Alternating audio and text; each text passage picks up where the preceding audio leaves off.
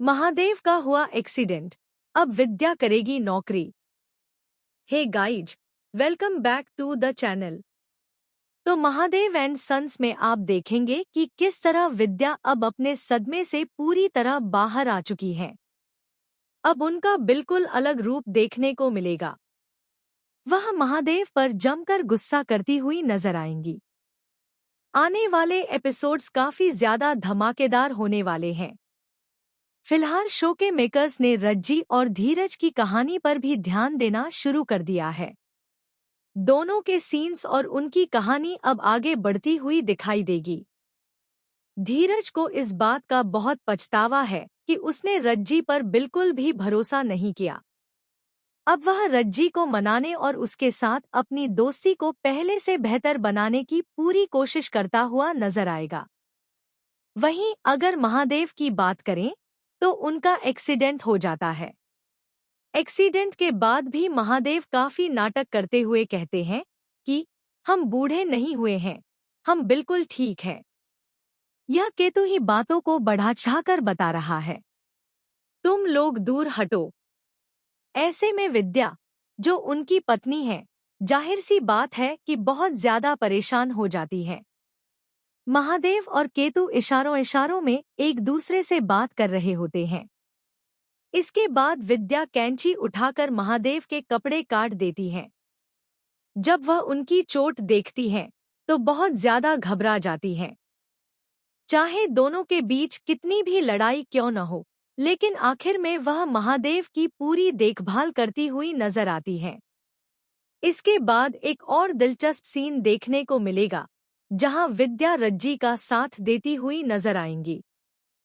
रज्जी पूरे परिवार के सामने कहती है कि अब घर की आर्थिक मदद करने के लिए उसे पैसे कमाने होंगे।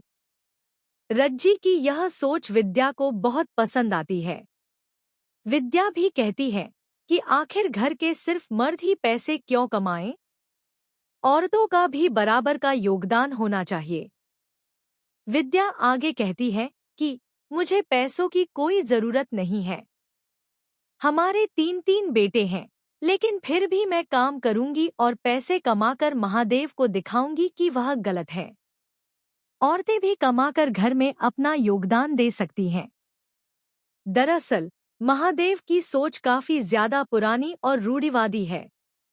वह साफ कहते हैं कि औरतों का काम पैसे कमाना नहीं, बल्कि घर संभालना है। उनका मानना है कि पैसे कमाना सिर्फ मर्दों का काम है और औरतों को घर में ही रहना चाहिए।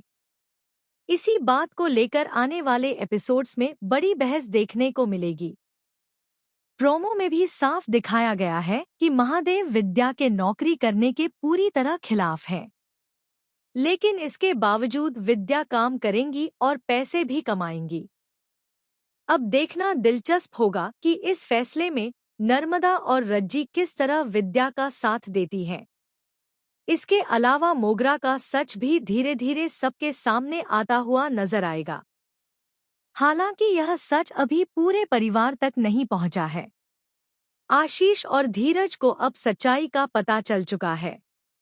नर्मदा और रज्जी पहले से ही सब जानती है। यानी अब 4 लोगों को इस राज की जानकारी है।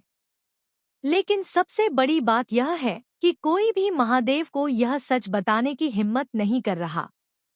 यही बात आगे चलकर एक बड़ी समस्या बन जाएगी, क्योंकि महादेव से इतनी बड़ी सच्चाई छिपाई जा रही है। अब देखना होगा कि मोगरा का सच आखिर किस तरह सबके सामने आएगा। दूसरी ओर मोगरा अभी भी नहीं सुधरी है। वह अब भी बदला लेना चाहती है और पूरे घर पर अपना शासन चलाना चाहती है। इन सभी ट्विस्ट्स को लेकर आपकी क्या राय है? हमें कमेंट करके जरूर बताइए।